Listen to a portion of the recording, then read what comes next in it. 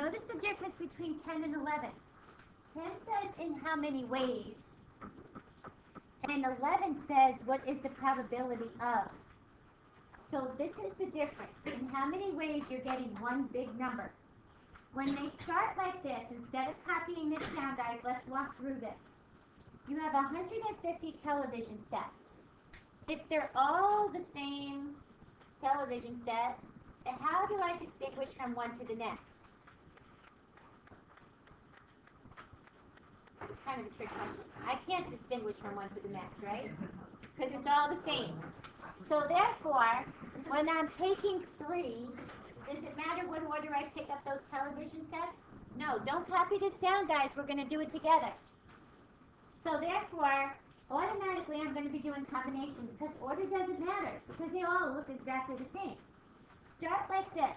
You have 150 of these. How many of these are defective? 3. So if you have 3 defectives, how many are not defective? 147. Non-defective, or if you want to say good, depends on how you look at this. Okay, so from there, say, determine in how many ways can I buy 3. I want to buy 3 of these things. So right away I know my 3 is going to be over here. And receive no defective units. How many no defectives do I have to choose from? 147. It says how many ways? So I'm 147, C3. I have 147 to pick 3 of.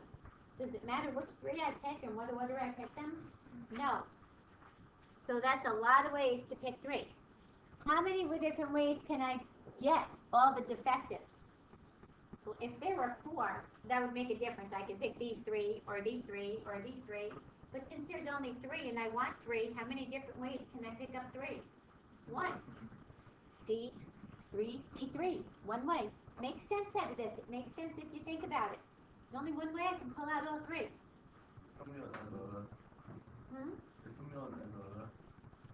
Yeah. Yeah, I'm putting it on now. Well, I'll put it on later. We'll go on. So now these guys say, I want at least 1 good unit. So what is the only thing that I don't want? I don't care if you give me 1 good unit and 2 bads, 2 good units and 1 bad, but don't give me 3 bad units. Thank you. So therefore, pick any that you like and take out the one way that I don't want. Out of 150, give me any 3. I don't care if you give me 1 bad and 2 goods, 2 bad and 1 good. Just don't give me this situation, all bad. And that can only happen once because I have 3. And I'm picking 3 units. Right? I didn't know when you use B and when you use P. P says their order matters. Like lining you guys up to the door, see who goes first, who goes last, who gets to be president, who gets to be vice president. If you take a look at like the television sets, they're kind of like generic. They don't have, you can't tell. I could line them, but the calculators. Pick your calculators. Can you tell one from the next if I didn't have a number on them? They all look the same. So picking any 3, doesn't matter what order you pick them in. They all look the same. Now, the difference between here and here is I asked for the probability. Remember, probability is part over whole. So you have everybody's top number right here. These are your top numbers. Those are all the parts. What is the whole thing? That's the C150 taken 3 at a time. Any 3. Any 3 regardless of what it is. This is my bottom number. So this is going to go under all of them. These are my top numbers. These are how many ways over my bottom number. I rewrote the formula in case you wanted to see it.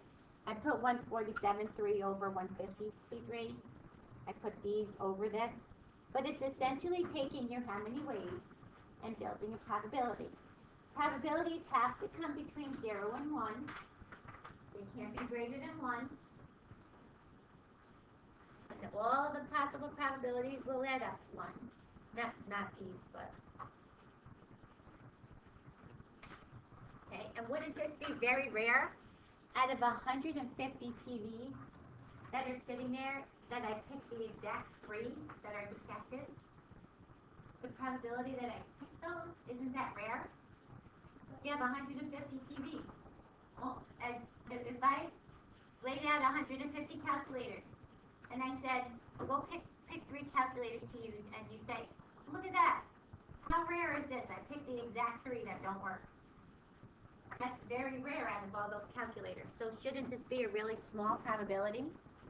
Shouldn't this guy be a very high probability? Or even this one? Because the only one I don't want is the one with the 3 in them. So whenever you do your probabilities, set it up first with your ways, and then work out your probabilities. Does it make a little sense? Okay.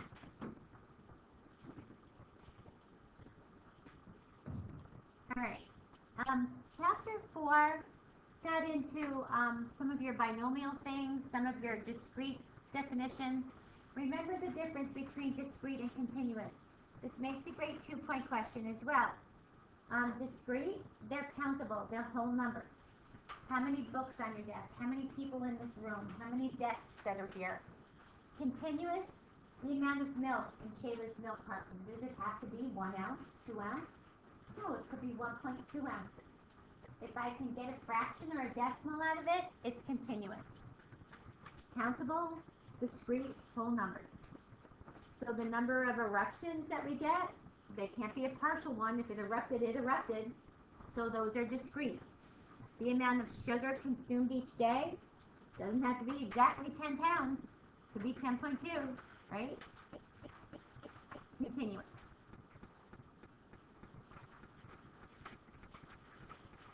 Okay, these are important. We did these. Probabilities are just like relative frequencies. Their probabilities are part over whole. What is the probability of something happening? You have to figure out how many of those events will happen over what is your total outcomes. Now, when we did this, and I think we did this one on the test, I think this was one of your test questions that I put on your review. You're going to take the total first. It's just like your relative frequency, part over whole. So, 61 over 165, 39 over 165. Flip these to 3 decimal fractions. These are all the possible things that can happen. They add up to 1. How come we don't have a hurricane with an intensity of 0? Wouldn't be a hurricane. So sometimes we get zeros and sometimes we don't. It wouldn't be a hurricane. Now, this column is optional. I don't usually use this column either, but if you like to use that, that's optional. That says take this times this column. If you add up all of this column, this does give you the mean. But if you remember, you also have a formula that says mean equals n times p. If you have a probability in here, which you don't. But instead of doing this, for this guy, we can very simply do L1, L2. Or L1, L2. Doesn't matter which one you put in. The L1 has to be L1. But the L2 could be either one of those. Now the only problem with using the decimals, the probabilities, is you won't get a sample, standard deviation. Because the sample standard deviation says, this guy says divide by n, the sample one says divide by n minus 1. We don't have, if we have 1, we can't divide by 0 ever, so we won't get a sample standard deviation. Not a big deal. This is a population anyway. So this is the most important column right here. This is the same as your relative frequency. which is why I said use a relative frequency histogram. You're still making bars. You're still going to make your x-axis be 1 through 5. Your y-axis is going to go from think money, from 10 cents all the way up to 40 cents. Think money. And it looks like, get this down. It looks like this is your relative frequency. Make sure we give it a title. Give it a title. I'm a little confused as to like which graph is a line bar and which graphs are bar. If it says histogram, R. So, frequency histogram, relative frequency histogram, R.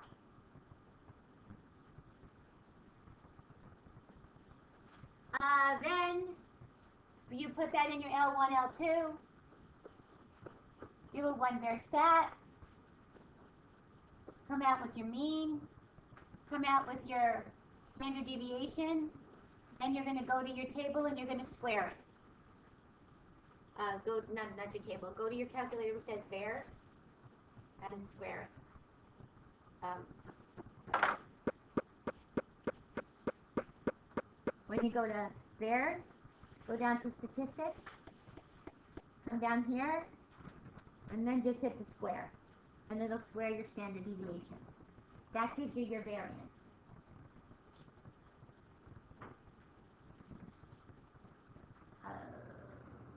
And then the last part says find the probability that a hurricane selected at random has an intensity of at least 4. It could have a 4 or a 5. That's the least it could have. Go back to your table. Take the 4 or a 5. You have two choices. You can add these up, 17 over 165, or since these are already here, just add those two up. Add those up. You already figured out your probabilities. And we got a 103, 0.103 for those guys. Use your table for that. The table works really well.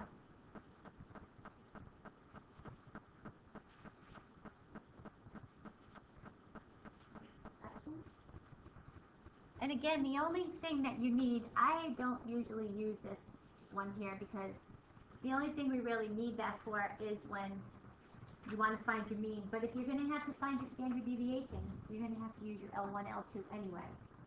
So I would just go to my L1, L2. That's why I usually don't even bother doing that one. Go to where? This part?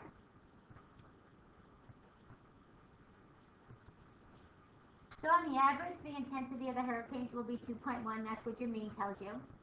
And the standard deviation is about 1.1. Generally, guys, rule of thumb is round the mean,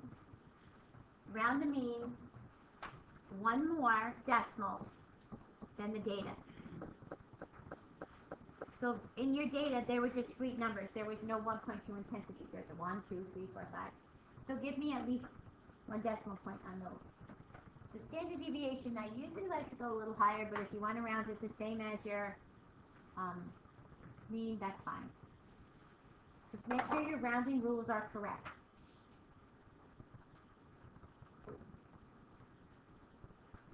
Good? Okay. You stop me, because this is your review. Now this, guys, if you remember back, is our binomial one. I guarantee you will see one of these. We spent a lot of time on your binomial one. How do we know it's binomial? Because we say it has two chances of success. Two choices of outcome, success or failure. It's a fixed number of trials. Your probability doesn't change.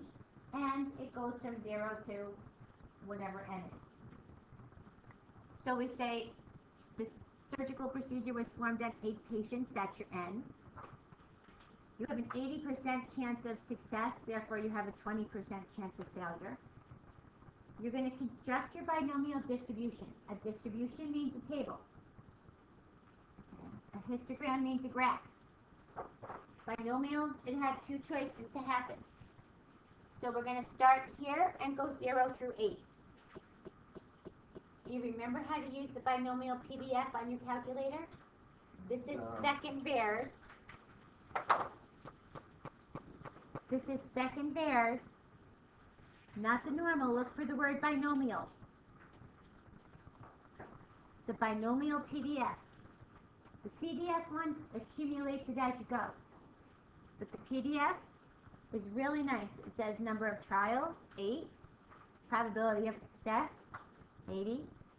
I'm going to start with my 0. And I'm going to paste. Now, should I expect a large probability?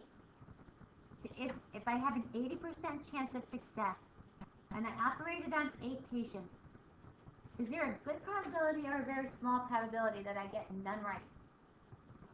Very small, right? So when I paste this, oops, oh, I didn't clear out the last thing.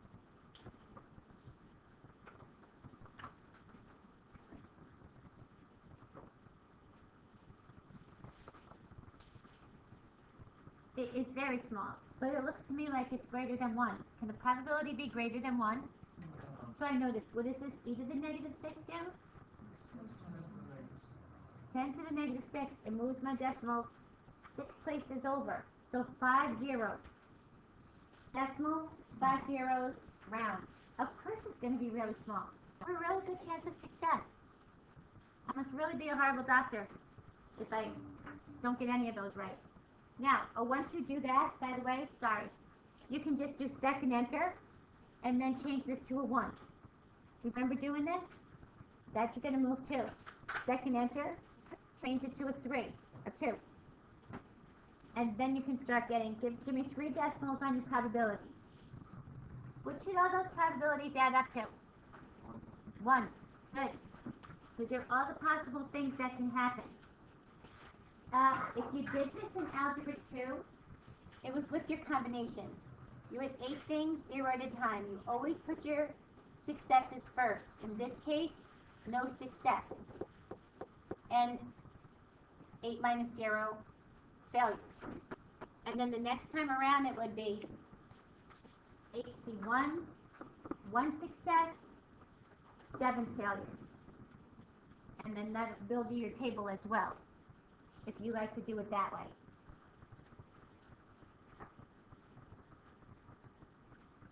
Okay. Find the mean and the mean and the variance and the standard deviation. Well, you have a couple of choices. You could do L1, L2. The table isn't that big. But because now we do have a probability of success, you could use those formulas that I said before. And then take the square root. Either one will be fine. This is only like 8 entries in your table. It's got a lot of zeros. So if you want to use your n times p, your n times, I give you those formulas on your formula sheet. Your graph is just like your relative frequency graph. It's a probability. Do money again. The first few are going to be negligible. You're still not even 1 cent until you get to like number 3. Number 3 finally has like 1 cent. Sorry, number 3 has like 1 cent. Well, yeah, 0.009 is 0.101. Like, think money when you do this because it makes it easier to increment your axis. Because everybody looks at too many decimals and they get confused. How do I set this up? Just think money. So you're going to go from 0 to what's your highest? 35 cents. And give this a title. Surgical procedures.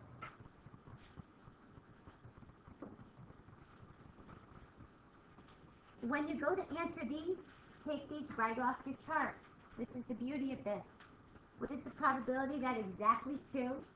Go to the 2. That's the probability for exactly 2. What is the probability for fewer than 2? Can I count 2? If I want to be fewer than 2, I add up these 2. This is fewer than 2. That's still pretty small, isn't it? Still pretty small. Use your chart to find your probabilities. You already have them all worked out. And you will most likely see one of these kinds. questions?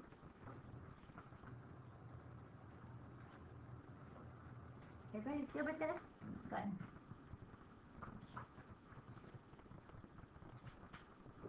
These, yeah, unfortunately, if we kind of go back to a little basic on this, this is just asking for probability under your curve. Probability is area under your curve. That's table 4. And table 4 says area is always to the left. So if you want the area to the right, this is where you have to do the 1 minus that. Can you use your calculator as well? Absolutely. This is table 4. I give you all 4 tables. You don't have all 3. You don't have to memorize them. So I want the area to the right of negative 2.10.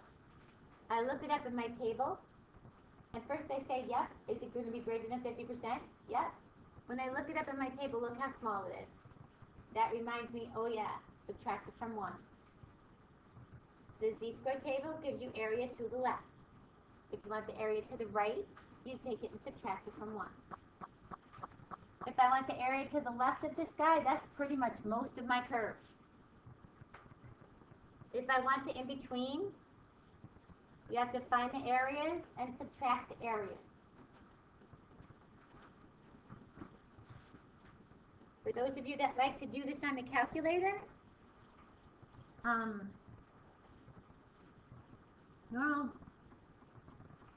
PDF, normal CDF on this one. It gives you an upper and a lower. So say you're going to do C, negative 2.33. I like this one whenever there's an in-between. 2.33, because it takes more work to do the in-betweens. And paste. And there's your answer. Just round it to 4 decimals. If you're using your z-score, make the mean 0 and the standard deviation 1. If you're using an x value, then put the mean and the standard deviation in. This one, it says or. Or says add them. These guys are mutually exclusive. They have nothing in common. There's no overlap. So just add them together. Find their areas and add their areas.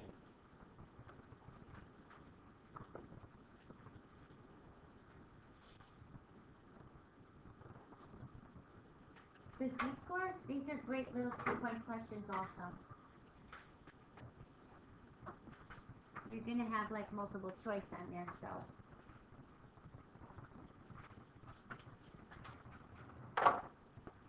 Number 16, again, now we throw some numbers at you.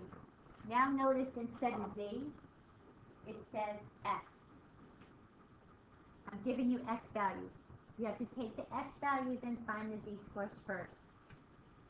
So once you find the z-scores, then you can go ahead and solve the rest of the problem. So we found the z-score for 536 and the z-score for 564. Then we took those, we looked them up, we found their areas, and we subtracted their areas. Now, here's where this is nice on your calculator. For those of you that like to use this one, normal CDF. PDF just gives you like the graph part. This is where you're going to put your X value in. The lower one is 5.36. The upper one is 5.64. Because they're X values, you then put your mean in, and you then put your standard deviation in. When you go to here, this calculates all and gives you back just your area, your final answer. So 0.9199 is your area between them. And 0.9198. You use your calculator, it's slightly different. If you use your calculator and it's a multiple choice problem, just put it to the closest one. Are we okay with that? And this brings us back, to a little while ago. And all your z-squared formulas, the area to the left is on your table. Z and T doesn't have that problem. T also has area to the left, but you don't have a negative and positive to T. Okay. So, this guy How are we with this? This is just using this whole thing. This is a great question on the final as well.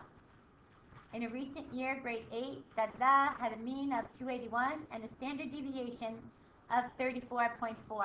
How do I know if it's a sample standard deviation or a population standard deviation? How do I know that?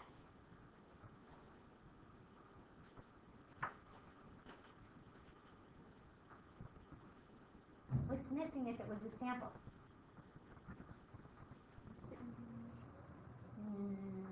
I have standard deviation. It would say sample, or it'd say group. It would say n equals, right? We would have a group of 15 or a group of 100. Wouldn't I have some kind of number in there? Wouldn't I have something for n? Do you have anything if you put an n in there? No. This is your population. And what else told me? Grade 8. Grade 8 public school students. Did it say some or a group? It said grade 8, all, population. So you have a population standard deviation. You assume that they're normally distributed. Got to tell us that we follow a normal curve. Probability that the score, x, is higher than 315. Now, do your graph. Here in the middle is my mean, 281. So where is 315 falling? To the right of it. Is my z-score going to be positive or negative? Positive. My area to the right, is it going to be less than 50% or more than 50%? Less, right? That also tells me, if you look this up and it's more than 50%, oops, you forgot to subtract it from 1. Find the probability that I'm between 250 and 305. Find your z-scores. Do not subtract your z-scores, subtract your areas. And again, if you like it on your calculator, this works really, really nice on your calculator. Second bears, let's put the first one on. It has to be greater than what? Greater than 315. So your lower limit is 315. Your upper limit is 9999. Your mean is 281. And your standard deviation is 34.4. And paste. So there's your answer. Total answer, probability. There's your answer.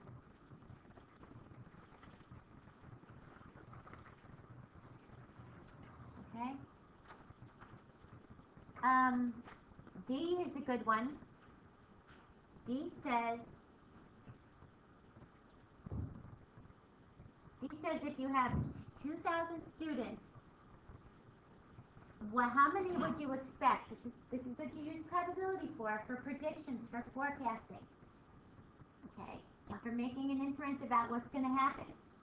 And they follow the same thing that's been going on. You find the probability that you get less than 300, and then you multiply that area by 2,000. So the probability is like 71%. So 71% of 2,000. But don't forget, these are people. So we can't have a partial number. Right? This time, this reason we round down, because we want to be inside of this shading. This was a good one too. What is the lowest score that would still place you in the top 5%? That means this guy has to be 5%. You need to find this z-score. If you do inverse norm 5%, you get the negative. Don't forget, this is on the positive side, so you have a choice. Inverse norm, 0.05, or 1 minus 0.05. That will get you the positive.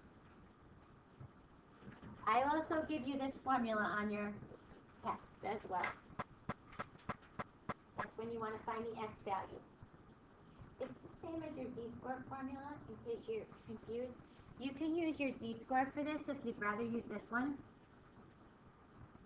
And say, this is my z-score. What is the z-score here? 1.645 equals x minus my mean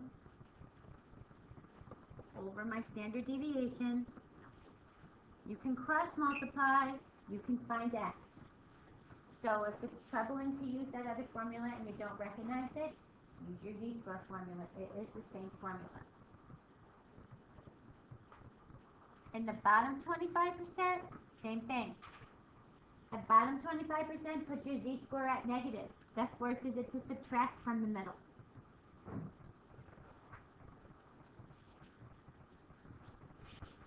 And G, again, out of 60 students, what is the probability that it's greater than 300? After you find your probability, you're going to multiply by 60. Probability that it's greater than 300 is really, really high. Anything to the right is approximately 0. You won't probably find any students that are greater than that. We don't say exactly 0 because exactly 0 means it can never ever happen. Could sometimes happen. Can you see that back there? Mm-hmm. Say that again. The T formula or Nope, that's a Z. oh, Sorry, that's a Z. It looks like a, yeah, that's a Z. I stick a line in my Z. But you want area to the right, which is virtually 0. So 0 times 60 virtually gives you 0. Huh? No. 100% to the left, but because you want it to the right, it's approximately 0. It's approximately not going to happen ever. But we can't say never. We can't say 0, so we say approximately 0.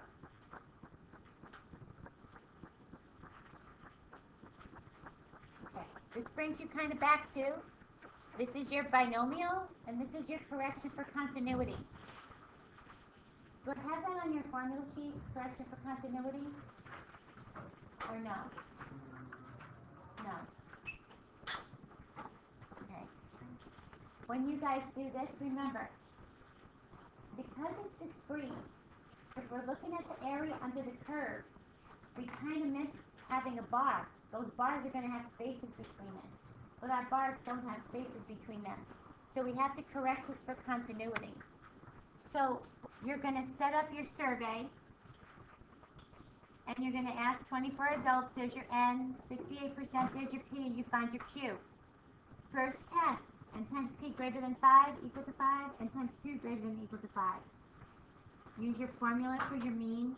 This is not something you'd want to make a table for, because how many entries are you going to have in this table? 24 plus the zeros. You'll have 25 entries in that table. That's a lot to put in your L1 and do. So just use your formula for mean, standard deviation, and variance. Find the probability that 15 people, at most 15 people, say DNA tests for identifying individuals are very reliable. Just remember to correct this for continuity. How many of you corrected it for continuity? Yeah, I figured that would be rare. Because they're discrete, the area under the curve has to be expanded a little bit. But the rest of it's going to work exactly the same as your z-score formula does.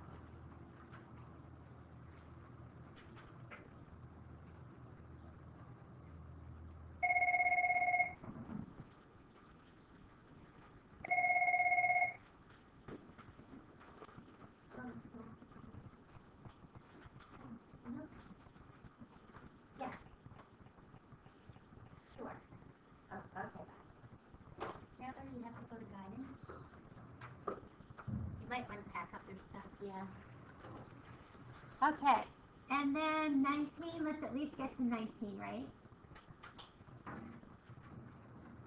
19 should put us, and then the rest we probably can finish on Monday. Okay, this one, point estimate. Remember, here, let's just go through this again. This takes a minute, but let's go through this. Population, these are what your parameters look like. Samples.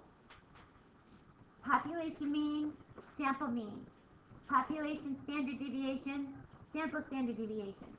Population variance, sample variance. Population proportion, sample proportion. So when I look for a point estimate for the mean,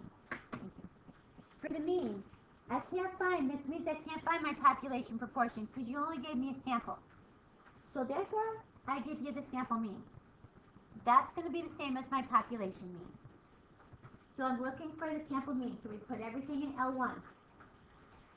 And we do your confidence level. Now, because this is a Z, I had you add the population standard deviation to that one. For some odd reason, I must have two copies out there somehow. Because you have to have a population standard deviation. If you don't, then it's a T. So the population standard deviation makes you use a Z. If it's a sample, you use the T. So you can have two choices. You can use the formulas for this, or you guys that remember this well, and I love the intervals on this. You know I love the intervals on this one. Stat, test. I'm looking for the word interval. Ah, I found it. Z interval. Put all your information right here. Your standard deviation, your mean. In fact, if you do data and put it in your L1, it'll take all that information from your L1 table. You don't even have to put the rest of it. It'll fill that in for you. How many was here? 30. Let me just finish doing this one, guys. We want 95% confidence level. And you're going to paste it. And there's your interval right there. If you want to get your margin of error, work backwards. Take your highest one and subtract your mean from this. This will give you your margin of error.